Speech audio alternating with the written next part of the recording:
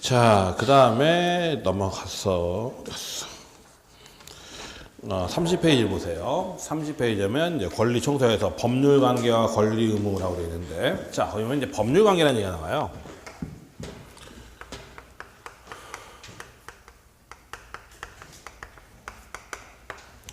자, 이 법률 관계라는 얘기가 있는데, 이 법률 관계가 뭐냐 했을 때, 법률 관계란 그렇게 얘기해요. 법적으로 규율되는 생활 관계, 뭐 그렇게 얘기를 해요. 법적으로 규율되는 생활 관계. 그걸 법률 관계라고 하는데, 그렇게 얘기하면 너무 추상적이니까 뒤집어 얘기하면 법률 관계는 간단해요. 권리 의무 관계예요.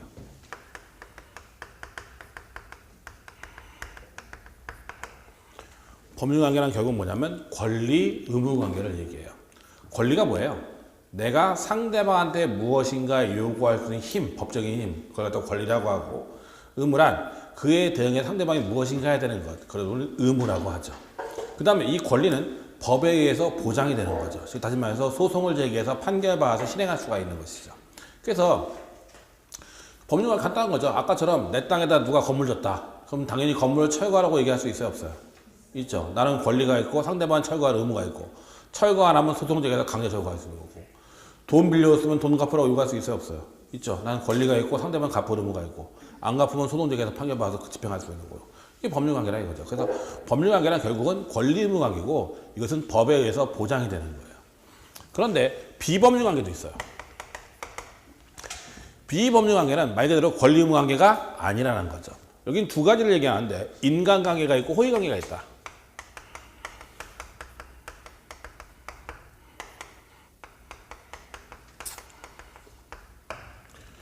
인간 관계가 있고 호의 관계가 아니라, 이건 법률 관계가 아니라는 거예요. 그럼 인간 관계는 뭐냐? 간단하게 보면 그런 거죠. 내가 저녁 7시에 친구하고 메타폴리스에서 만나기로 했다.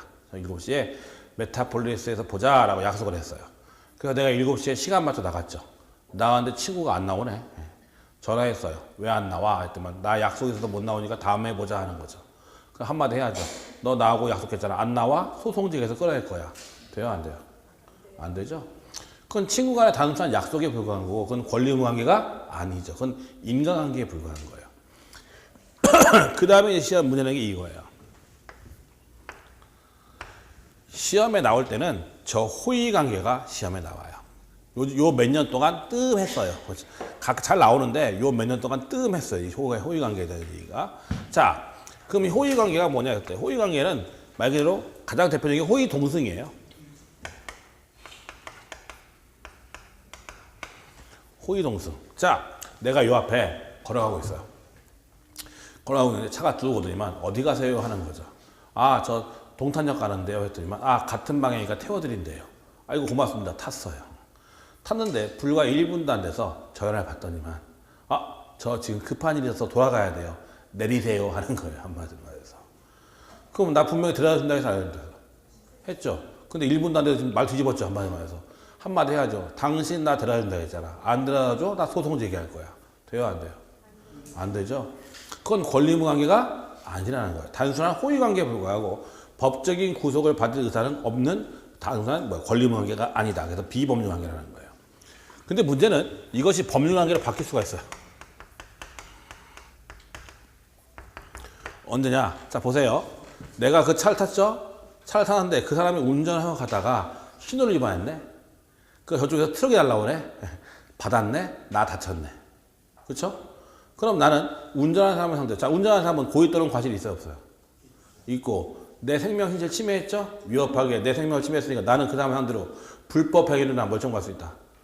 손해배상을 청구할 수 있게 되버리죠. 그렇잖아요. 내가 호의 동승했다 하더라도 그 차가 사고가 나는 순간 나는 운전자를 상대로 해서 불법 행위나 손해배상을 청구할 수가 있게 돼버려요, 당연히. 그럼 이건 법률 관계가 아니야. 법률 관계로 바뀐다는 거죠. 호의 관계가 법률 관계로 바뀐다는 거예요. 그쵸? 자, 근데 이제 여기서 이제 문제가 생겨요. 핵심은 이건데. 자, 그러면 우리가 생각을 해보자. 택시를 타고 가다가 사고를 난 거하고, 택시 타고 가다가 사고 난 거하고, 그 다음에 호의 동승하다가 사고 난 것을 과연 동일한 선상에서 볼 수 있겠느냐 하는 문제가 발생했어요. 그쵸? 자, 내가 택시 타고 갔으면 당연히 손해배상 청구할 테고, 근데 택시 타고 간 게 아니라 호의 동승하다가 사고가 났는데 그럼 일반적인 택시 탄 거가 똑같이 손해배상을 청구할 수 있는 것이냐? 아니면 이것도 내가 무상이니까 책임을 좀 경감해서 책임을 경감해서 배상액을 줄일 수 있는 것이냐 하는 문제가 발생했다는 거죠.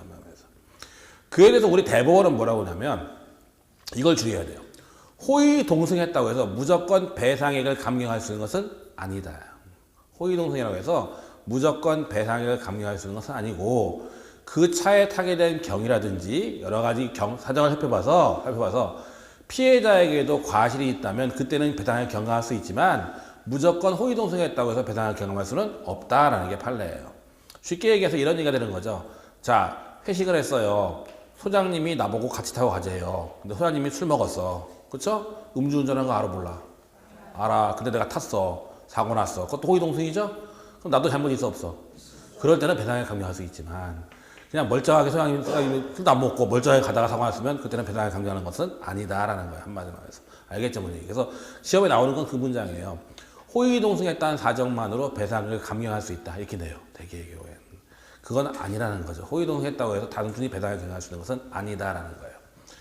재작년인가 몇 년 전에 또 한번 그런 일이 있었어요. 수업 중에도 이제 뉴스 보니까 수업하다 보니 뉴스에 나오는데 한번 그런 일이 있었어요. 어떤 일이 있었냐면 회사에서 회식을 했어요. 회식했는데 여직원 하나가 완전히 술에 떡이 돼버렸어요. 정신을 잃었어 완전히. 그래서 어떻게 되냐면 남직원 둘이 그 여자를 데려다 줘야 되니까 셋이서 그 여자를 데리고서 택시를 탄 거예요. 셋이서. 완전히 술 취해가지고 쏟았어요. 택시를 타고 갔는데 그 집 앞에 내렸는데 너무 멀리서 내린 거야. 집하고. 그럼 어떻게 해야 돼? 들고 가야죠. 들고 가다가 여자를 떨어뜨렸어요. 반신불수가 됐어요. 목을 다쳐가지고. 반신불수가 됐어요. 황당하죠? 별일이 다 있어요. 그 신문에 났어요. 그 얘기가. 자, 그게 뭐예요, 그러면? 자, 이게 뭐야, 바로? 호의관계잖아. 지금 데려줄 의무 있어, 없어? 없죠. 데려줄 의무가 없는데 데려준 거 아니야. 호의관계잖아. 근데 여자를 떨어뜨렸잖아. 평소에 다이어트 좀 하지. 떨어뜨렸잖아. 그쵸? 무거웠나 봐. 그럼 어떻게 돼서? 지금 뭐가 된 거야, 이제? 불법회가 돼버린 거야, 이제.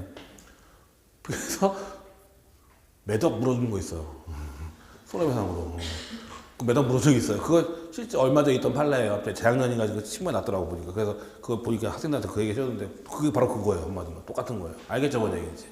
그래서 무조건 근데 이제 그 사건에서 이제 여자도 술 먹은 잘못이 있고 정신 나갔으니까 배상을 좀 감경해주긴 했지만 매덕 배상이었어요. 둘이서. 그런데 지금 아무튼 그게 호의관계, 법률관계 이런 얘기예요. 한마디로 해서.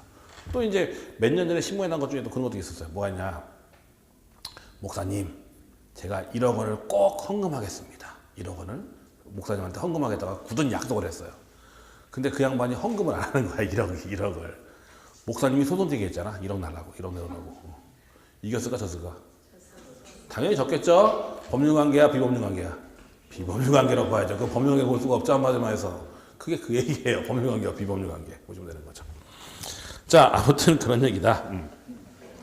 자, 30페이지에 1번 법률관계에서 보면 첫 번째 동그라미 1번 법률관계란 법에 의해서 규율되는 생활관계를 말한다. 나와 있죠? 그 다음에 답 필요 없고 마지막 줄 결국 법률관계는 권리 의무관계를 할 수 있다고 되어 있죠. 그거 하나 기억하면 되고 동그라미 2번 비법률관계는 인간관계 호의관계가 있다. 나와 있죠. 보시면 되고 호의관계는 급부자에게 법적 의무가 없으나 무상으로 급부를 하는데 그 특징이 있으며 그 급부를 이행하지 않는다고 하여 상대방이 급부 청구권이 없고 그것을 강제적으로 실현시킬 수 없다는 점에 그 특징이 있다. 그런데 호의관계에 수반하여 손해가 발생하는 경우에는 법률관계로 발전한다. 이 경우 책임 전부에 대해서 인정하는 것은 호의성에 비추어 너무 가혹하다는 점에서 그 면책 내지 감경에 대한 논의가 있는데 이것은 결국 구체 사안에서 당사자의 의사해석을 통해 결정한 사항으로 일반적으로 면책 감경의 합의를 인정하지 않았고 무상계약의 법리, 과실상계의 법리를 이용할 수 있다고 한다. 그러나 판례는 단순히 호의 동승한 사정만으로 배상액을 경감할 수 없다고 한다. 그게 중요한 말이에요. 마지막 말이에요.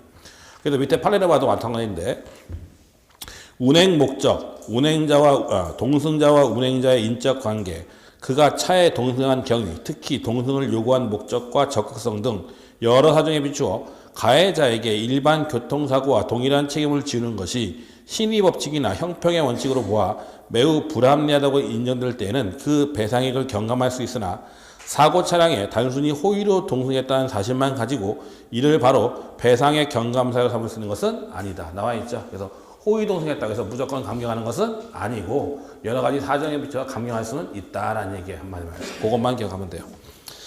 그 다음에 나머지는 별로 볼 거 없고 지금은 그 다음에 뒤로 쭉 넘어가서 34페이지를 볼까요? 권리의 충돌과 경합.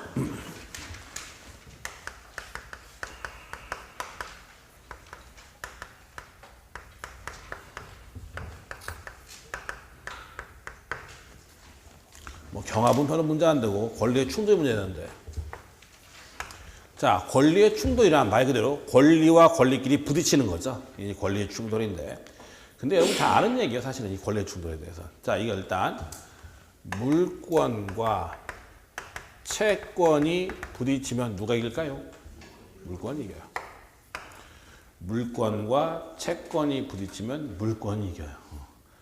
사실은 다 아는 얘기예요. 자,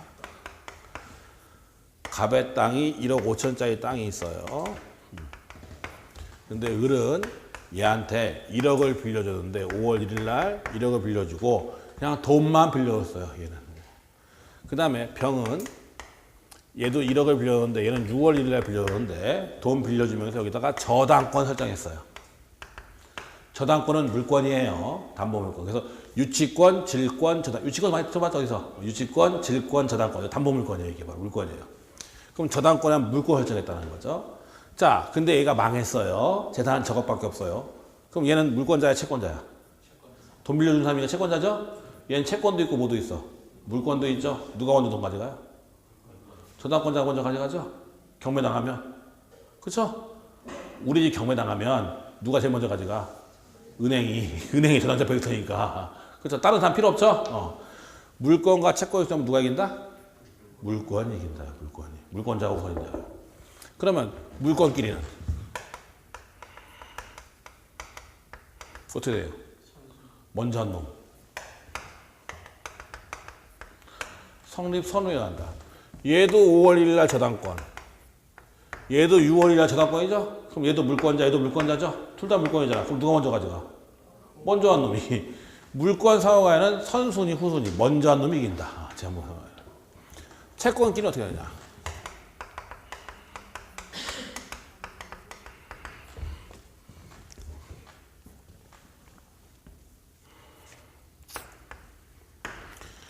갑소의 땅이 1억 2천인데 을은 1억 빌려줘서 5월 1일 날, 병은 6월 1일 날 2억 빌려줬어요. 둘 다 저당권 설정한 적은 없어요. 그럼 둘 다 뭐예요? 채권자죠? 쟤 망했어요. 망했어요. 그럼 어떻게 돼? 돈 어떻게 가져가? 안분비례예요.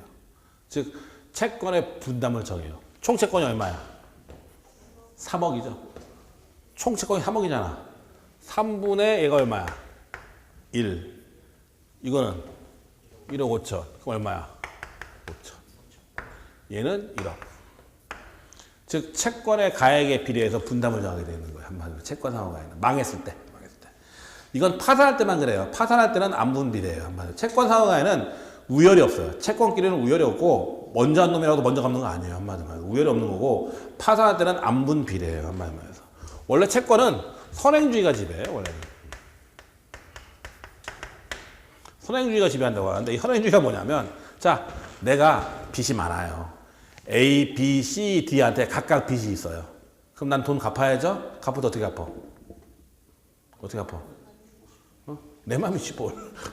내 맘이지.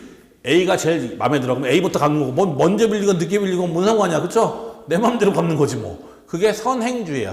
먼저 행한다. 선행. 채권끼리는 우열도 없고 갚을 때 내 맘이야. 먼저 갚으면 인자야. 한마디로 해서.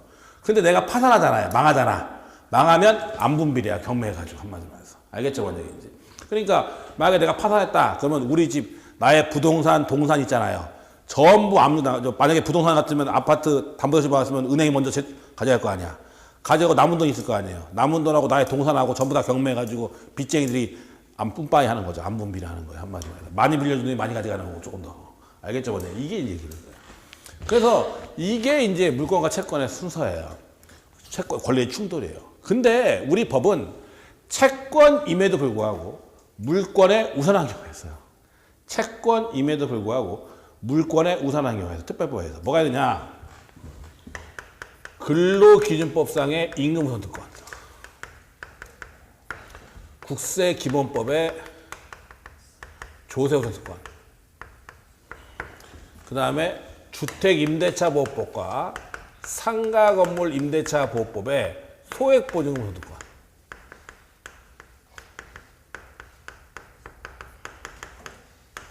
얘들은 채권임에도 불구하고 물권에 우선해요. 자, 생각을 해보자, 이제부터. 자, 생각해보세요. 내가 회사에 다니고 있는데, 회사 사정이 너무 어려워서 지금 몇 달째 월급이 연체되고 있는 거예요. 그래서 그만둘까 말까 고민하고 있어요, 지금 이제. 그러다가 결국 회사가 부도가 나왔어요. 망했어요. 그렇죠? 그럼 빚쟁이들 몰려들겠죠? 몰려드는데. 자, 그럼 나는 물권자예요, 채권자예요? 채권자죠. 나는 회사한테만 돈 달라고 했었잖아. 그럼 회사가 망할 정도면 회사 자산은 전부 다 저당권 잡혀있어, 안 잡혀있어? 잡혀있죠. 그럼 누가 먼저 가져가? 은행이 먼저 가져가요, 저당권자는. 그렇잖아요. 저당권자 먼저 가져가고, 나 채권자고, 나만 채권자가 내 동료 채권자지? 그 다음에 나머지 빚쟁이들 있을 거 아니야. 사채업자고 쭉. 그럼 쭉 모여서 뭐 해야 돼? 안분비례해야 돼. 그렇잖아요. 채권자끼리는. 그럼 나 월급 받나 못 받나? 못 받죠. 당연히 못 받죠, 월급. 아니, 뭐, 월급 빌리게 1,000만 원이라 하더라도 100만 원 받으면 다행이야. 안 받으면 해서. 왜? 그렇잖아, 얘기가. 그러다 보니까 우리 법은 근로기준법에서 임금우선특권이라고 해서 3개월분의 임금과 3년치의 퇴직금과 재해보상금은 무조건 최우선 특권이에요. 저당권자고 뭐가 다 필요 없어. 다 필요 없어. 제일 먼저 가져가요. 그러니까 여러분들이 만약에 회사에 다니고 있는데 회사가 망했죠? 그러면 회사가 경매당할 때 몇 달? 3달분의 임금. 4개월분, 3개월은 무조건 받아요. 4개월, 5개월은 못 받아. 나중에 채권이야, 그건. 3개월분의 임금과 3년치의 퇴직금과 재해보상금은 은행도 필요 없어요. 내가 선순위야. 제일 먼저 가져가. 이 법, 근로기준법에 의해서. 두 번째, 국세기본법상의 조세우선 특권이 있어요. 이게 뭐냐면, 갑소에 건물 있잖아요. 건물이 있는데, 4월 1일 날 세금 나왔어요. 재산세 나왔어. 내야 돼, 말아야 돼? 내야 돼, 안 냈어요? 안 냈어요. 그 다음에, 그건 다음에 가면 저당권 막 설정하는 거야, 이렇게. 그러다가 결국은 망해. 그럼 세금은 물권이에요, 채권이에요? 채권이죠. 그럼 누가 먼저 가져가?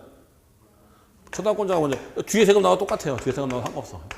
세금 나와도, 저당권 있고 세금 나와도 물권이 채권이죠, 한 말만 해서. 그럼 원래 물권자가 먼저 가져가죠? 그럼 세금 건다, 못 건다? 못 걷어. 그러니까 세금 조세우선 특권이라고 해서 당해세는 최우선이에요. 저당권이고 뭐가 필요 없어. 당해세는, 그 재산세나 상속세는 제일 먼저 가져가요. 제일 먼저 가져가요. 그래서 여러분, 자동차 만약에 세금 많이 안 내잖아요. 자동차 세금 안 내고 뭐 안 내고 막 그러잖아. 그럼 아무 나라에서 경매 나가거든요, 그거? 경매 나가면 내가 자동차 샀을 때 할부로 샀을 거 아니야. 할부로. 그럼 근저당 설정돼 있거든요. 그럼 경매 나가면 누가 먼저 가져갈까? 세금 먼저 가져가요. 세금 먼저 가져가요. 캐피탈이나 애들이 저당권 설정해서도 세금 먼저 가져가요. 그건 당연히. 왜냐하면 세금은 조세권 특권이 있기 때문에 한마디로 이렇게 돼 있어요. 보시면 되죠. 이게 권리의 경합이에요. 권리 충돌이에요. 그 다음에 권리의 경합이 있는데, 권리의 경합은 이제 두 가지가 있는데, 법적 경합이 있고 청구 경합이 있는데, 시험에 잘 안 나오는데, 이건.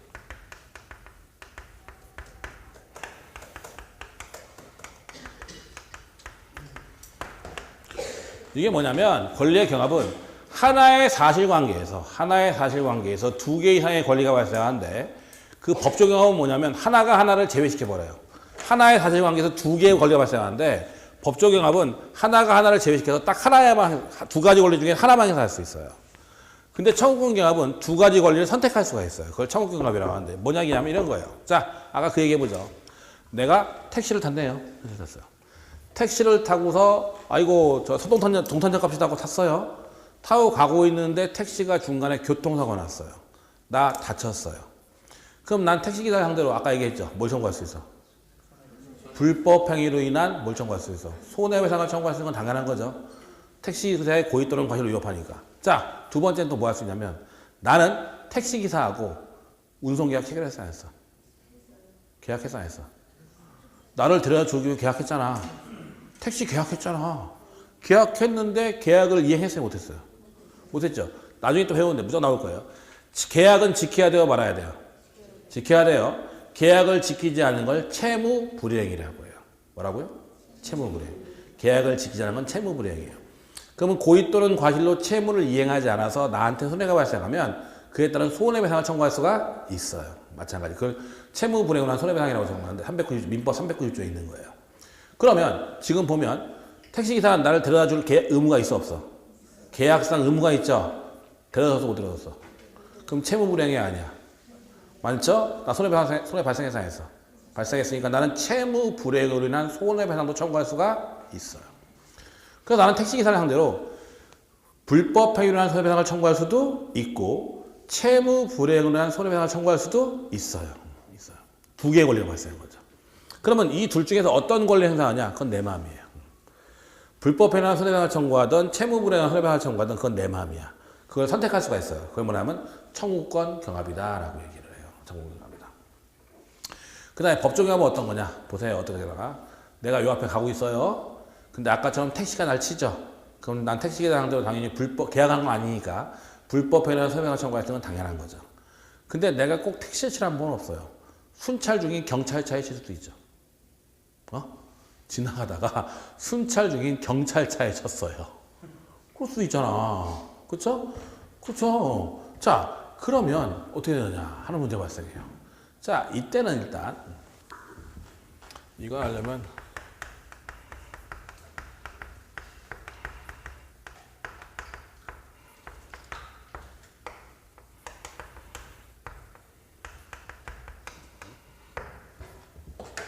일단 민법 756조에 사용자 책임이라는 개념을 좀 알아야 되는데, 자, 민법 756조는 사용자 책임이라는 규정을 하고 있어요. 그래서 피용자의 행위에 대해서는 사용자가 책임을 진다라고 되어 있어요. 자, 이게 뭔 소리냐면, 나도 옛날에 한번 또 그때 또 경험 또. 내 차는 그 당시 경유차였어요. 경유차였는데 밤에 술 먹고 대리운전 불러서 대리운전이 가고 있었어요. 가다가 기름이 떨어져서 주유소에 들어갔어요. 주유소에 들어갔는데 내 차가 그때 기름이 떨어져서 주유소에 들어갔는데 주유소에서 기름 넣는 사람이 휘발유를 넣었어요. 내 차에다가. 근데 저 어떻게 돼요? 엔진 망가지죠, 당연히. 다행히 엔진은 꺼져 있는 상태에서 시동 꺼져 있는 상태에서 넣었기 때문에 다행히 멀쩡했죠. 새벽 2시에 그래서 술이 웬수지, 그렇죠? 그래서요. 대리운전 기사가 타고 가겠는데, 자, 그러면 이제 어떻게 되느냐? 이제 문제 발생하죠. 그러면 차 그 엔진 띄어가지고, 그거 떼야죠? 떼어가지고, 열어서 떼어가지고 다 닦아야 돼요. 다 떼놓고. 그 다음에 나 차비 들었죠? 차비. 다 손해배상 해줘야 돼, 말아야 돼? 해줘야 돼요. 마찬가지 생각해보자고요. 집에 가니까 출출하죠? 오토바이 배달시켰죠? 배달민족, 배달 와요. 뿡 오다가 오토바이가 사고 냈어요. 그럼 불법행위 손해배상이죠? 그럼 생각해보자. 그럼 지금 누가 잘못한 거야? 주유소에서는 알바가 잘못했고, 그 다음에 배달 오는 사람이 잘못한 거죠? 근데 문제는 그 사람은 돈이 있어, 없어? 오토바이 배달하는 사람, 주유소 알바 돈 있냐고요? 없죠. 그럼 누구한테? 사장님한테. 손해배상을 청구할 수 있어요, 없어요? 있어요. 그게 사용자 책임이라는 거예요. 피용자 행위에 대해서는 누가 책임을 진다? 사용자가 책임을 진다. 한마디로 해서. 그래서 피자 배달부나 아니면 주유소 알바가 책임지는 게 아니라 알바한테 손해배상을 청구할 수도 있지만 그 사람은 돈 없으니까 주유소 사장하고 그 다음에 피자집 주인한테 손해배상을 청구할 수가 있어요. 그게 민법 756조의 사용자 책임이라는 거예요. 피용자 행위에 대해서는 누가 책임진다? 사용자가 책임을. 나중에 또 배울 거예요. 이것도 3, 4월 달 되면 또 배울 건데 아무튼 그게 사용자 책임이에요. 자, 그러면 또 보자. 지금 누가 쳤어, 나를? 경찰이 쳤어. 경찰은 누구예요? 공무원이죠. 그럼 국가에 고용돼 있는 애 아니야. 그렇잖아요. 그럼 756조에 사용자 책임이 적용될 여지가 있어요, 없어요? 있지. 경찰의 사용자는 국가니까. 근데 국가배상법이라는 게 있어요. 국가배상법 2조에 보면 공무원의 직무상 불법행위로 해서 손해가 발생할 때는 국가가 책임을 진다고 국가배상법 제2조에 규정이 되어 있어요. 그러면 이것도 적용될 여지가 있고 이것도 적용될 여지가 있죠. 적용될 여지가 있지만 이때는 이것이 적용되지 않고 일반법과 특별법 관계예요. 이건 일반법, 이건 특별법이니까 국가배상법 제2조만 적용이 돼요. 한마디로 해서. 이걸 우리는 뭐라고 하냐면 법조 경합이라고요. 두 개 다 적용될 수 있지, 여지가 있지만 사실은 하나만 적용되게 되는 거예요. 이런 걸 우리는 법조 경합이다라고 얘기를 해요. 시험에는 잘 안 나와요. 이거는 잘 안 나온 적이 거의 없어요. 이 얘기는 그냥 이 얘기만 나오지, 이 얘기만이에요. 이 얘기는 잘 나와요. 이 얘기는. 그래서 충돌은 잘 나오는데 경합은 나중에 또 나오긴, 그 경합의 예들이 좀 나오긴 해요. 나오긴 하는데 이렇게는 잘 안 나오죠. 한마디로 해서. 자, 그 다음에 또 있어요. 소유권과 제한물권. 자, 보세요. 전세권이 있죠. 아까 잠깐 얘기했는데 전세권이라는 권리가 있어요. 전세권이란 뭐냐면 전세금을 지급하고 전세권이 성립하려면 반드시 등기하라고 했죠. 아까 물권은 등기하라고 했어요. 그래서 여러분이 전세 살고 있잖아요. 한다고 하잖아. 그것도 등기하면 물권도 전세가 돼요. 등기하면. 근데 등기를 안 하니까 임대차인데 한마디로 해서. 그러면 만약에 여러분 등기했다 이거예요. 전세권이 있다는 거예요. 그러면 소유권과 제한물권, 전세권이 충돌하면 누가 이길까? 소유권과 전세권, 제한물권이 충돌하면 누가 이길까? 당연히 그 집 누가 써요? 소유자가 써, 내가 써? 내가 쓰죠? 그러니까 제한물권이 우선하는 거예요. 소유권과 제한물권이 우선하면 제한물권이 우선하는 거예요. 그래서 생각해봐요. 집 누가 써? 소유자가 써, 전세권자가 써? 전세권자가 쓰잖아. 한마디로 말해서. 그래서 전세권자한테 우선권이 있는 거죠. 한마디로 말해서.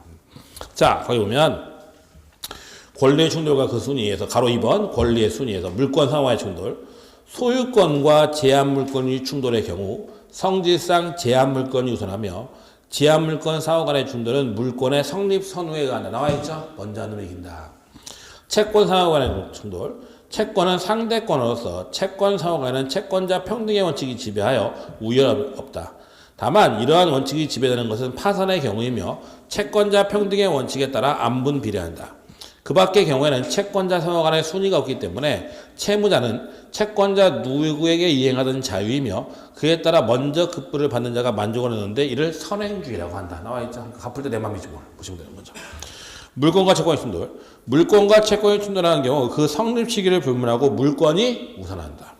그러나 등기된 임차권, 대항력 같은 주택임대차의 경우에 성립 선호에 따라 우연히 정해지는 예외가 있는데 그건 나중에 배울 테고, 다만 특별 규정에 의해서 채권임에도 불구하고 물권보다 최우선으로 보호되는 경우가 있는데 주택임대차 보호법상의 소액보증금, 상가건물 임대차 보호법상 소액보증금, 국세기본법의 당해세, 근로기준법상 임금원 등 나와있죠. 요거는 우선한다라는 거죠. 그래서 옛날에 시험에 뭐가 나왔냐면 물권은 채권에 언제나 우선한다 나왔어요. 물권은 채권에 언제나 우선한다. OX. X죠. 그냥 물권은 채권에 우선한다. 그거 맞아. 언제나는 아니지. 예외가 있으니까. 예외가 있으니까. 알겠죠? 그러니까 물권은 채권에 우선한다. 맞아, 틀려? 맞아. 근데 언제나 우선한다 그러면 예외 없다는 얘기잖아요. 틀리는 얘기지. 채권이 우선한 경우도 있으니까 이게 보시면 되는 거죠. 네, 권리의 경합에서는 법적 영향과 청구권 경합이 있다. 뭐 제목만 기억하면 되고 별로 필요 없고. 뒤로 넘어가자. 뒤로 넘어가서 권리 행사와 의무의 이행이 나오는데 거기 보면 신의 성실의 원칙이 나온다. 민법 2조예요.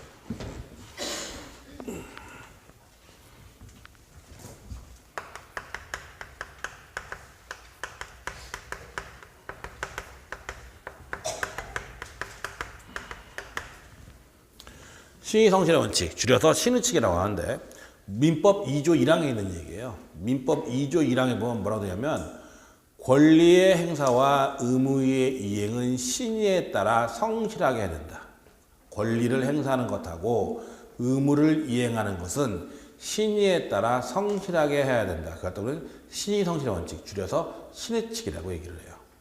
자, 그러면 이 신의 성실의 원칙이 어떤 얘기냐? 대충 하면 이런 얘기예요. 자, 권리의 행사와 의무의 이행은 신의에 따라 성실하게 하겠죠? 자, 예컨대 내가 친구한테 돈 100만 원 빌려줬어요. 100만 원 빌려줬는데 갚기로 한 날이 되는데 돈을 안 갚아. 밤 12시만 되면 전화를 하는 거지. 돈 갚아. 라고.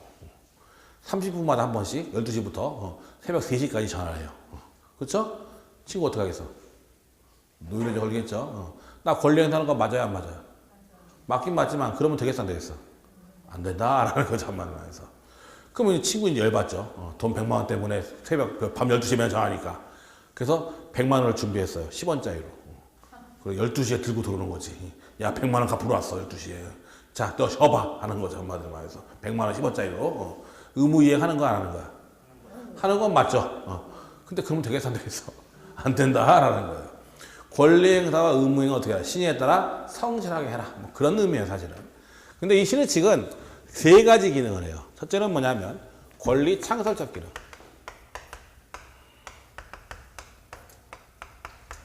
두 번째는 권리 변경적 기능.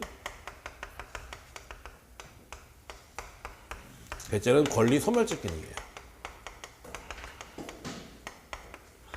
나중에 배우는데 권리의 발생, 변경, 소멸이에요. 사람이 태어나고 자라고 죽듯이 사람은 태어나고 자라고 죽을 거 아니야. 마찬가지로 권리도 발생하고 생기고 중간에 바뀌고 없어져요. 한마디로 말해서 똑같은 거예요. 생로병사야, 한마디로 말해서. 자, 그러면 신의 칙은 권리 창설적 기능, 권리 변경적 기능, 권리 소멸적 기능 한다고 하는데 도대체 뭔 소린가? 자, 대표적인 사례가 이런 사례인데 나중에 이제 사기 시간에 배울 텐데 A라는 아파트 건설회사가 있었어요. 옛날 얘기예요, 아주. A라는 아파트 건설회사가 있었는데 얘들이 아파트를 분양하는데 아파트 분양지 예정지 근처에 쓰레기 소각장이 들어올 예정이었어요. 쓰레기 소각장이. 분양 예정지 근처에. 근데 이 분양회사는 근처에 쓰레기 소각장이 들어온다는 것을 알고 있었어요. 근데 아파트를 분양할 때에 옆에 쓰레기 소각장 들어와요. 했을까, 안 했을까? 당연히 안 했겠죠. 했다가는 분양 안 될 테니까. 그러니까 그 얘기를 안 한 상태에서 분양을 해버린 거죠. 그랬더니 가불병이 여기에 분양 계약을 해결했어요. 근데 나중에 알고 보니까 뭐가 왔어? 쓰레기 소각장이 들어온 거예요, 근처에. 황당하죠, 한마디로 말해서.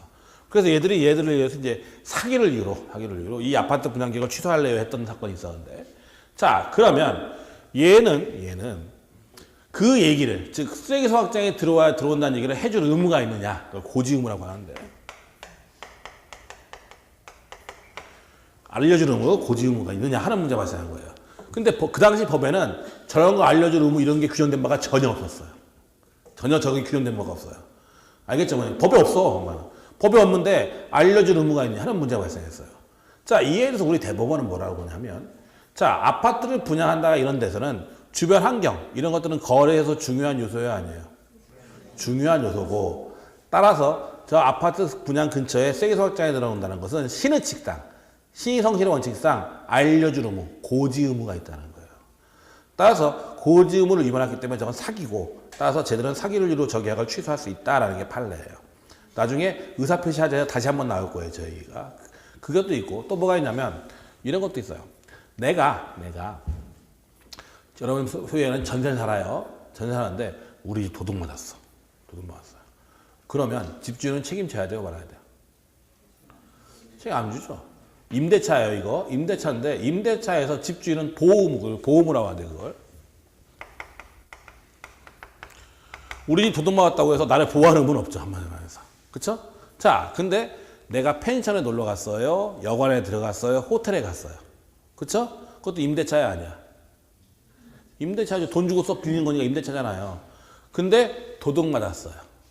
그럼 펜션 주인, 호텔 주인은 책임져야 돼, 말아야 돼? 책임져야지. 똑같은 임대차인데 주거는 책임 안 지고 책임지죠? 마찬가지 신의식상 뭐가 있다? 보호무가 있다. 판례도 마찬가지고. 또한 병원도 마찬가지예요. 병원에 입원했죠? 병원에서 도둑 맞았어. 병원 책임져야 돼, 말아야 돼? 책임져야 돼요. 입원시에서 도둑 맞으면 책임져야 돼요. 보호무. 옛날에 그래서 병원에 보면 시정장치, 자물쇠 없었어요. 옛날 입원할 때 자물쇠 없었어. 그 판례 나온 이후에 다 자물쇠 둔 거예요, 한마디로 말해서. 시정장치. 신의식상 보호무가 있다. 환자의 물건을 도둑맞지 않도록 할 의무가 있는데 잘못했기 때문에 책임져라는 거예요, 판례. 그래서 신의칙에 나오는 보호무예요, 이게 바로. 그 다음에 두 번째, 권리 변경적 기능. 이것은 이제 변경적 기능에 뭐가 있냐면 이제 각종 증감청구권인데, 있고 이제 사정명령 원칙.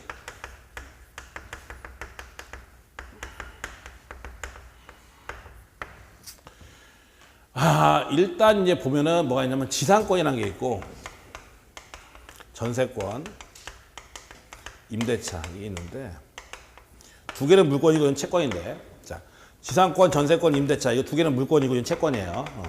그러면 지상권은 나중에 배우는데, 지상권은 견고한 건물 있죠.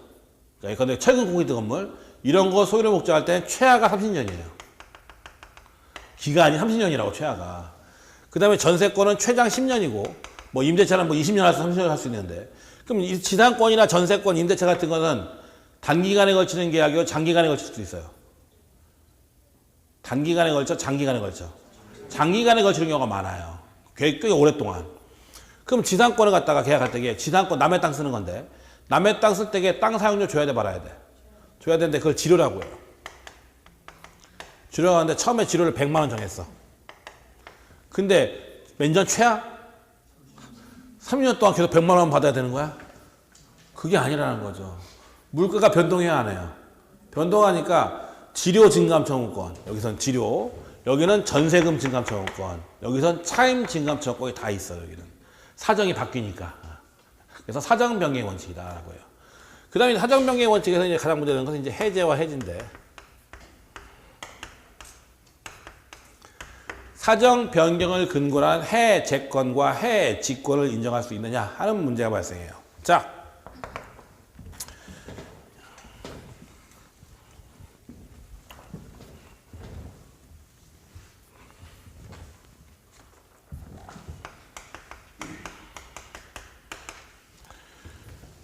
나 미리 말하는데 해제와 해지는 계약에서만 발생해요. 계약을 해제하고 계약을 해지하는 거예요. 계약에만 해제, 해지란 말이 나와요. 어디에만? 계약. 그래서 계약 해제, 계약 해지 이렇게 돼요.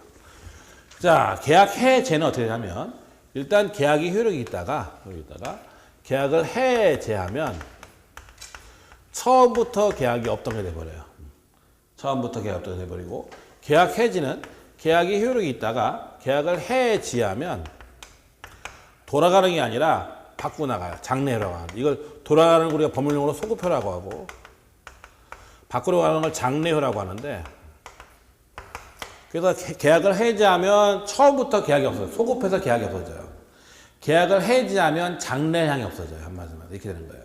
근데 이제 지금 뭐 신경 쓸 거 없어요. 지금은 신경 쓸 게 없는 게 나중에 다 배워요. 저걸 또 어디서 배우냐면 채권법에 나오는 거여서 채권 시간에 자세히 배울 텐데, 원래 계약을 해제하려면요 채무 불이행이 있어야 돼요. 뭐가 있어야 된다고?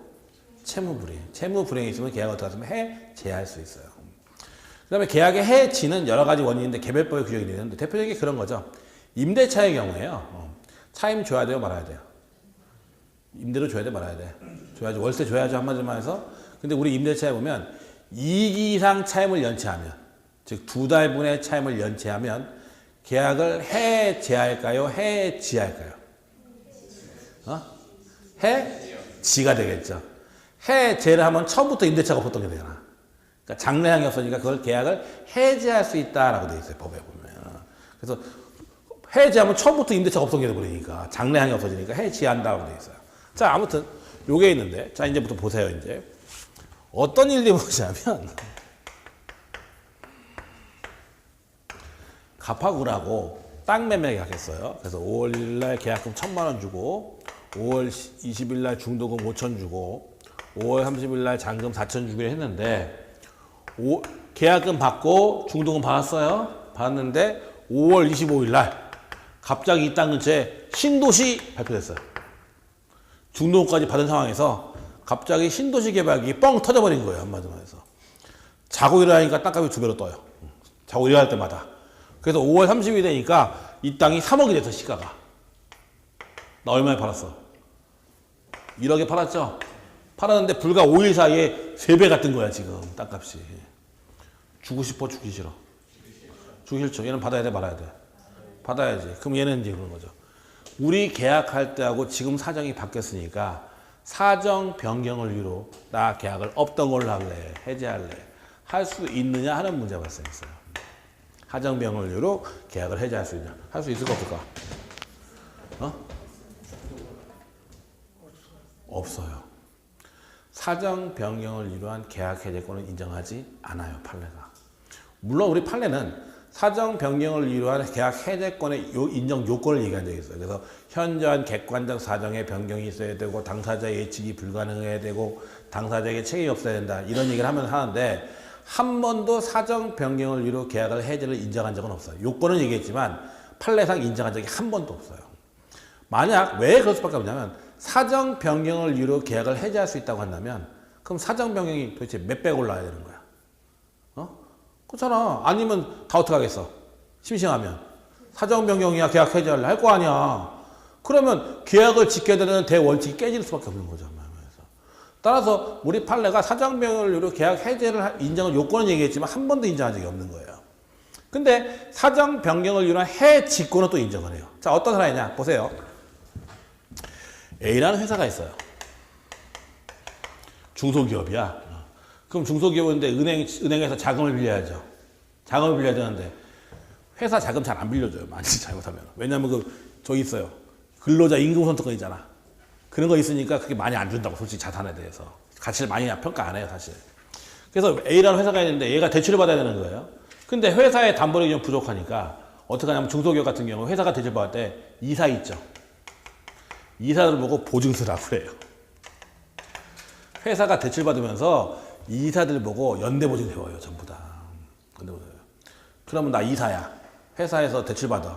회사가 보증서에 서야 돼, 말아야 돼? 안 쓰면 다음날로 책상 빼요, 바로. 책상 빼요. 이사는 저기 근로기준법 지원을 받지는 않아요. 위임관계이기 때문에. 그러니까 언제든지 상호해지가 자유롭기 때문에 내일부터 나오지 마. 그럼 끝이야. 한마디로 말해서.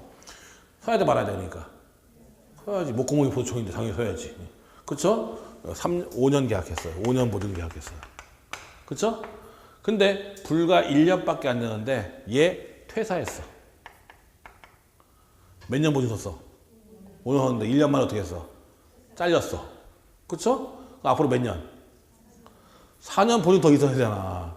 4년 내에 회사 망하면 나도 끌려가서 같이 망하는 거죠, 이제 해버리면. 그쵸, 얘기가. 그러니까 이 경우에 얘가 사정이 바뀌었어, 안 바뀌었어? 바뀌었으니까 사정 변경으로 계약을 해지할 수 있느냐 하는 문제가 발생했어요. 이에 대해서 우리 판례는 이건 가능하다예요. 하다. 이하고 상관이 없어졌으니까 이제는. 그래서 사정 변경을 유한 해제권은 인정한 적이 없지만 사정 변경을 유한 해지권은 인정한 사례가 있어요. 한마디로 해서. 알겠죠? 먼저 이렇게 들어가는 거예요. 그 다음에 권리 소멸적 기능. 요게 뭐가 있냐면 실권의 문제라는 게 있어요.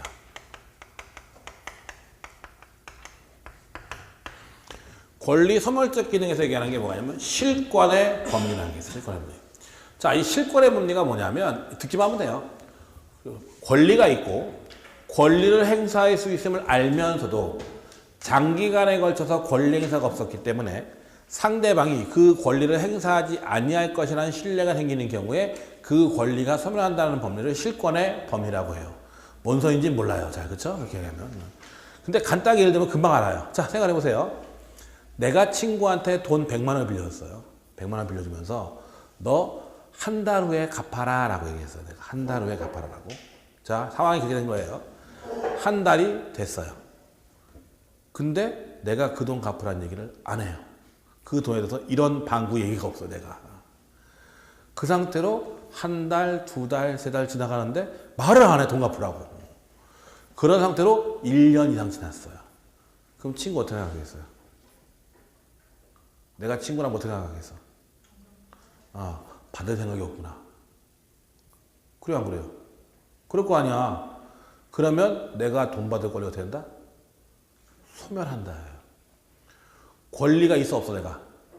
있고, 권리를 행사할 수 있음을 알면서 장기간에 걸쳐서 권리 행사가 없었기 때문에 상대방이, 친구가 권리를 행사하지 아니할 것이라는 신뢰가 생긴 경우에 그 권리가 어떻게 된다? 소멸한다는 법리. 그걸 말하면 실권의 법리라고 하는 거예요. 상대방을 보호하고. 상대방 당연히 그렇게 생각할 거 아니야. 안 갚아도 되나 생각할 거 아니야. 그러면 권리가 없어진다는 거예요. 그걸 실권의 법리라고 그래요. 알겠죠? 뭔 얘기인지. 그 케이스를 생각해 보면 돼요. 그래서 권리가 있고 권리를 행사할 수 있음을 알면서도 장기간에 걸쳐서 권리 행사가 없었기 때문에 상대방이 권리 행사하지 않을 거야 라고 생각하게 되면 그 권리가 소멸한다는 겁니다. 그게 바로 실권의 법리예요. 보시면 되죠. 자, 일단 좀 보자고요. 책에 또 그만 여러 가지가 있으니까. 의, 보면 36페이지. 신의성실의 원칙 의. 권리 행사와 의무의 이행은 신의에 쫓아 어떻게 해라? 성실하게 해라. 보시면 되고. 그 다음에 가로 3번의 신의칙의 기능에서 첫째, 권리 창설적 기능. 그래서 신의칙은 주된 급부 의무 또는 명시적으로 규정된 종된 의무에 적용하여 이를 확장함으로써 부수적 의무와 이에 상하는 권리 발생이 있다. 건데 설명 의무, 고지 의무 뭐 이런 것도 있다. 권리 변경적 기능이 있고, 그 다음에 권리 소멸적 기능이 있다 나와 있죠. 그래서 첫 번째 판례 보면 그 얘기죠. 숙박업자는 보험이 있어요, 없어요? 있다. 그 얘기를 하고 있는 거예요. 거기 보면 숙박업자는 통상의 임대차와 같이 단순히 여관 등의 객실 및 관련 시설을 제공하여 고객으로 하여금 이를 사용 수익하게 할 의무를 부담하는 것에서 한 걸음 더 나아가 고객에게 위험이 없는 안전하고 편안한 객실 및 관련 시설을 제공함으로써 고객의 안전을 배려할 보호의무를 부담하며 이러한 의무는 숙박계약의 특성을 고려하여 신의실상 인정되는 부수적 의무로 나오죠. 뭘로? 신의실상 인정되는 의무다. 숙박업자가 이를 위반하여 고객의 생명 신체를 침해하여 투숙객에게 손해를 입힌 경우 불안전 이행으로 인한 채무 불이행 책임을 부담한다. 나와 있죠. 보시면 되고 그 다음에 신의 측의 구체적인 예에서 사정 변경의 원칙 나와 있죠. 거기 나와 있고 뒤에 보면 판례를 보세요. 판례 두 번째 판례는 자, 첫 번째 판례와 두 번째 판례만 잠깐 보죠. 거기 보면 회사의 임원이나 직원의 지위에 있기 때문에 회사의 요구로 부득이 회사와 제3자 사이에 계속적 거래로 인한 회사의 채무에 대하여 보증이 된 자가 그 후 회사로부터 퇴사하여 임원이나 직원의 지위를 떠난 때에는 보증계약 성립 당시의 사정에 현저한 변경이 생긴 경우에 해당하므로 사정 변경을 이유로 보증계약을 어떻게 할 수 있다? 해지할 수 있다고 보아야 한다. 나와 있죠? 보시면 되죠. 그래서 그 경우 해지할, 사정 변경을 이유로 해지할 수 있다라는 거죠. 보시면 되고 그 다음에 실권의 원칙 나와 있고 그 다음에 금반환의 원칙 나와 있는데 금반환의 원칙 이거 잠깐 보면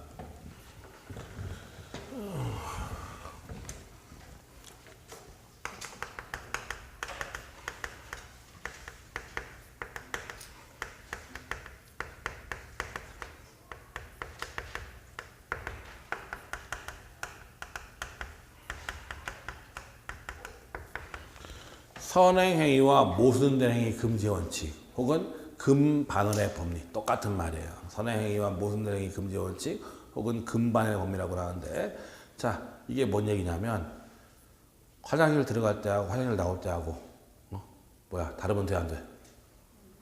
화장실 들어갈 때하고 나올 때하고 다르면 돼요 안 돼요? 안 된다 그 얘기예요. 금반환 반대되는 말을 금한다. 앞에 얘기하고 모순된 얘기하면 안 된다. 이 얘기인데. 자, 보세요. 판례를 보면 금방 하는데. 자, 2번 판례 보세요. 2번 판례. 39페이지 2번 판례. 근로자가 사직원의 작성 제출이 자신이 아닌 그의 형에 의해서 이루어졌음을 이유로 의원 면직의 무효 확인을 구하는 사안에서 근로자의 형이 사직원을 제출하게 된 경위 및 근로자가 아무런 이의 없이 퇴직금을 수령한 점 등 재반 사정에 비춰볼 때 의원 면직일로부터 5년여가 경과한 후에 위와 같은 소를 제기하는 것은 신의칙 내지 금반환 원칙에 반하는 것으로서 부적법하다 라고 되어 있지 한마디로 말해서 자 그게 뭔 소리냐면 판례가 의원 면직 처분이 뭐냐면 사표 써서 그만두는 걸 의원 면직이라고 하는 거야. 사표 써서 그만두는 게 의원 면직인데 자 보세요. 갑은 A라는 회사에 나왔어요. 나왔는데 사표를 썼어요. 그래서 퇴사처리가 된 거죠. 그리고 5년 후에 소송을 제기했는데 이 사표는 내가 쓴 게 아니라 우리 형이 쓴 거다. 형이 쓴 거다. 그러니까 내가 쓴 게 아니라 누가 썼어? 형이 썼으니까 사표는 효력이 있어요 없어요? 내가 쓴 게 아니라 형이 썼잖아. 효력이 있어 없어? 없고 그러니까 의원 면직 처분도 효력이 없다. 무효다라는 거야. 한마디로. 얘가 주장한 그거였어요. 한마디로 해서. 말 돼요 안 돼요? 말 되지. 맞는 말이지. 근데 문제는 뭐냐면 형이 썼음에도 불구하고 얘가 뭐 받았어? 퇴직금 받았죠. 그렇죠? 그럼 퇴직금 받았다는 것은 이게 무효를 하더라도 퇴직을 인정한다는 건 맞다는 거야. 인정한다는 건데 나중에 5년 후에 퇴직 처분이 무효라고 주장한 것은 앞에 얘기하고 뒤에 얘기하고 같아 달라. 다르지. 그러니까 안 된다. 주장할 수 없다. 따라서 퇴사 처리는 정당하다라는 얘기예요. 그래서 한마디로 말해서. 알겠죠? 뭔 얘기인지. 이렇게 들어가요. 금반환의 법리. 즉 앞에 하고 뒤에 얘기가 달라서는 안 된다라는 얘기죠. 한마디로 말해서. 보시면 되죠. 나중에 이와 관련해서 이제 무권대리. 나중에 이제 무권대리에서 아주 중요한 판례가 하나 있어요. 무권대리에서 나오는 판례가 있는데 그게 사실 잘 나오는 건데 아무튼 그렇게 되는 거죠. 보시면 되고 첫 번째 판례로 잠깐 볼까요? 39페이지 첫 번째 판례. 그게 이제 실권의 법리에 대한 판례인데 일반적으로 권리 행사는 신의에 쫓아 성실히 하여야 하고 권리는 남용하지 못하는 것이므로 권리자가 실제로 권리를 행사할 수 있는 기회가 있어서 그 권리 행사에 기대 가능성이 있음에도 불구하고 상당한 기간이 경과하도록 권리를 행사하지 아니하여 의무자인 상대방으로서도 이제는 권리자가 권리를 행사하지 아니할 것으로 신뢰할 만한 정당한 기대를 가지게 된 다음에 새삼스럽게 그 권리를 행사하는 것이 법질서 전체에 지배하는 신의성실 원칙에 위배되는 것으로 인정되는 결과가 될 때 이른바 실효의 원칙에 따라 그 권리 행사가 허용되지 않는다고 보아야 할 것이다. 실효실권의 법리. 근로자가 의원 면직일로부터 12년, 그 의원 면직 처분이 무효임을 안 때부터 2년 4개월 후에 제기한 근로자 지위 확인의 소가 허용될 수 없다. 나와 있죠. 그래서 걔가 사표 써가지고 그만뒀는데 알고 보니까 그 사표가 무효였다 이 얘기예요. 무효였는데 그러면 사표 쓴 게 돼, 안 쓴 게 돼? 안 쓴 게 되죠. 근데 그게 무효인 걸 알면서도 얼마 후에? 2년 4개월 후에 소송을 제기했다는 거죠. 그러면 걔는 권리를 행사할 수 있음을 알면서도 장기간에 걸쳐서 권리 행사했어, 안 했어? 안 했으니까 회사는 권리 행사하지 아니할 것에 신뢰가 생겼다는 거죠. 따라서 그건 실권의 범위상 허용되지 않는다라는 거예요. 한마디로. 아까 그 얘기는 앞에 보면 권리가 있고 권리 행사할 수 있음을 알면서도 장기간 권리 행사하지 않았다 이거죠. 한마디로 해서. 따라서 실권의 범위에 대해서 얘는 권리 행사할 수가 없다라는 거예요. 한마디로 해서. 그 판례예요. 보시면 되죠. 그거 보면 되고, 그 다음에 뒤로 넘어가면 권리 남용 금지 원칙이 나오는데, 요것도 하죠. 그냥 권리 남용 금지 원칙까지 하지 뭐. 자, 권리는 남용하지 못한다. 2조 2항. 별거 없으니까.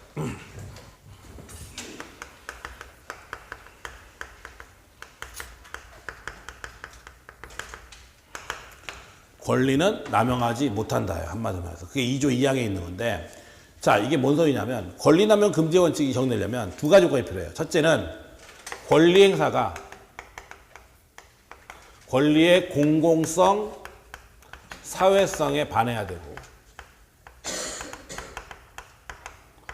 두 번째는 시간의 금지라고 하는데, 그 권리 행사가 자신한테는 아무런 이득도 없고 오로지 상대방을 괴롭힐 목적. 자, 일단 권리 행사하죠. 권리 행사하는데 그 권리 행사가 권리의 공공성, 사회성에 반하고, 두 번째는 그 권리 행사가 자신한테는 아무런 이득도 없고 오로지 상대방을 괴롭힐 목적이 있어야 한다. 그것이 이제 통설적인 개념인데, 일반적인 개념인데, 판례. 자, 어떤 얘기냐? 이 판례 보면 금방 알아요. 자, 보세요. 어떤 일이 있었는지. A라는 여자가 있어요. 이 여자 미국 살아요. 근데 한국에 집이 있어요. 한국에 집이 있고, 이 한국에 있는 집에는 남동생 을하고 병든 아버지 갑이, 아버지가 병들었어. 병든 아버지 갑을 남동생 을이 모시고 살고 있어요. 근데 이 집은 미국에 있는 A의 집이에요. 그렇죠? 그런데 얘가 아무 이유 없이 얘하고 얘 보고 나가래요. 집에서. 나가래. 딸이 병든 아버지와 남동생 보고 나가라고 한 사건이 있었어요. 내 집이니까. 자, 말 돼요? 일단 누구 집이야? 이 집에 나가라고 할 수 있어, 없어? 소유권에 의한 방해배 요청은 건 나가라 할 수 있죠? 권리 행사야, 아니야? 권리 행사 맞지. 그쵸? 권리 행사 맞아요. 나가야 돼, 말아야 돼? 나가야 돼, 원래는 나가야 되는 거야. 근데 생각을 해보자. 자, 병든 아버지와 남동생 보고 나가라고 그래? 이것은 권리가 있긴 있지만 권리의 공공성, 사회성에 반한다고 볼 수 있어요, 없어요? 있고. 그 다음에 문제는 얘가 만약에 한국에 들어와서 이 집에 살아야 돼. 그럼 이 집이 필요한 거야, 안 필요한 거야? 필요한 거니까 그때는 권리남용을 할 수 없어요. 근데 얘가 한국에 들어올 생각도 없어, 한마디로 말해서. 없는데 괜히 그러는 거야, 지금 그러면. 그럼 이건 뭐예요? 자기한테는 아무런 이득도 없고 상대방을 어제 어떻게 하는 거야? 괴롭힐 목적밖에 안 되는 거지. 얘들이 임대료 준다고 하는데도 안 받고 그러는 거예요, 지금 현재. 그건 완전히 뭐예요? 괴롭힐 목적밖에 안 된다는 거죠. 그러면 이것은 권리의 뭐다? 남용이다. 권리 남용이 되면 법은 도와주질 않아요. 얘가 소송을 제기해도 나간다, 안 나간다? 원래 나가야 돼, 말아야 돼? 나가야 되는데 이 경우에는 권리 남용이 되니까 법이 도와주질 않아요. 원고 패소가 나와버린다는 거죠. 권리 남용 때문에. 알겠죠, 원장님? 이렇게 생각해요. 이게 권리 남용 금지 원칙이에요, 한마디로. 두 가지가 동시에 일어나요. 예, 두 개가 다 있어야 돼요. 객관 요건과 주관 요건. 근데 주관 요건은 필요 없다는 게 일반적인 개념인데 객관 요건만 있으면 된다는데 판례는 주관 요건도 요구해요. 두 개가 다 있어야 된다. 근데 우리 판례는 이게 있으면 이것도 있는 걸로 추정해요, 사실은. 나중에 배울 텐데, 추정하는데. 자, 이것뿐만 아니라, 자, 이런 것도 있어요. 더 쉬운 걸 가르쳐 줄게요. 자, 보세요. 어떤 일들이 있나? 갑소에 땅이 있어요. 땅이네. 농사죠, 여기서. 위에 전선이 나가, 고압선. 옛날에 고압선 설치할 때게 허락 받았어요, 안 받았어요? 땅 중에 하나 안 받았어. 안 받고 그냥 해버렸어 다. 그렇죠? 옛날에 그래서 권위주의 시절에. 근데 이제 토지 소유권에 보면 어떻게 하면 정당한 이익이 있는 범위에서 토지의 상하에 미친다. 그러니까 토지 소유권이 있으면 내 땅 위로 무제한, 내 땅 밑으로 무제한이 아니라 정당한 이익이 있는 범위에서 토지의 상하에 미친다는 거예요. 한마디로 해서. 자, 근데 지금 이게 농지인데, 농사짓는 땅인데 지금 고압선이 지나가죠? 그럼 토지 소유권의 범위 아니야. 그게 높게 가진 않아. 토지 소유권의 범위가 될 수 있죠? 얘가 이거 철거하래. 치우래. 치우는데 위에서 들면 200억 들어. 그렇죠? 근데 이건 이 땅은 절대 농지야. 농사밖에 못 져. 철거하래. 철거해야 돼 말아야 돼. 원래는 해야죠. 근데 저 권리에서는 권리의 공공성 사회성에 반한다고 볼 여지가 있고 저것은 자신한테는 아무런 이득도 없고 오로지 상대방을 어떻게 하면 없죠. 어차피 농사밖에 못 줘 저기는. 그렇죠? 어차피 농사밖에 못 줄 땅이야. 그러니까 물론 이거에 대한 손실보상, 손해배상은 해줘야 돼 말아야 돼. 해주지만 손해배상 해줘야 돼요. 그건 당연한 거예요. 하지만 이걸 철거까지 하는 건 너 권리 뭐예요? 남용이다. 권리 남용이다. 근데 이렇게 얘기하면 얘가 틀려져요. 이게 대지야. 건물 줘야 돼. 건물 줘야 돼. 그렇죠? 그러면 정당한 이익이 있는 거야 없는 거야? 200억이 아니라 1000억이라고 치워야 돼요. 저건. 200억이 아니라 1000억이라고 치워야 되는 거야. 저거는. 알겠어요? 뭔 얘기인지? 1000억 주기 싫 200억 든대 만약에. 그러면 저거 땅을 사든지 뭔 소리 써야지 뭐 어떻게. 알겠죠? 뭔 얘기. 근데 또 마찬가지 땅을 사는데 너무 크게 부르면 또 권리 남용이 될 여지가 있죠. 알겠죠? 어떻게 돌아가는 건지. 그러니까 정당한 이익이 있어야 돼요. 정당한 이익이 없으면 그건 권리 남용이에요. 한마디로 말해서. 그러니까 농지 같으면 뭐 철거하든 말든 상관없는 거잖아. 솔직히. 그러니까 손해보상 받으면 되는 거고 철거할 요구를 할 수 없어요. 근데 저기다 건물 짓을 것 같으면 저게 200억이나 1000억이라도 치워야 되는 거죠. 법적으로. 알겠죠? 뭔 얘기인지. 이렇게 돌아가는 거죠. 자, 아무튼 이게 권리 남용 금지 조치다. 거기 보면 또 가로 2번 요건, 객관 요건. 권리가 남용되기 위해서 일단 권리가 존재하고 그 권리가 권리자에서 행사되었을 걸 전제로 한다. 권리의 불행사는 원칙적으로 권리 남용이 되지 않으나 친권과 같이 권리자 의무인 경우는 권리의 불행사 포함되고 마지막에 중요한 거예요. 권리 행사가 권리의 사회성 공공성에 반하는 것이어야 한다. 나와 있죠. 주관적 요건 두 번째 줄 끝에 보면 판례의 주류는 가해 의사를 요구하는 편으로 특히 재산권 내지 소유권 행사로 권리 남용이 되려면 언제나 주관적 요건이 요구된다고 한다. 나와 있죠. 그래서 오로지 상대방을 괴롭힐 목적이 있어야 한다. 효과. 자, 권리 남용되면 권리가 박탈될까요? 안 될까요? 자, 아까 딸이 나가라고 했죠. 그러면 나가라고 하면 나가 안 나가? 안 나가도 되죠. 그렇다고 소유권을 잃는 것은 아니지. 즉 권리가 남용된다고 해서 권리가 박탈되는 것은 아니다. 단지 법이 권리 행사를 도와주지 않을 뿐. 한마디로 해서. 알겠죠? 보시면 되고.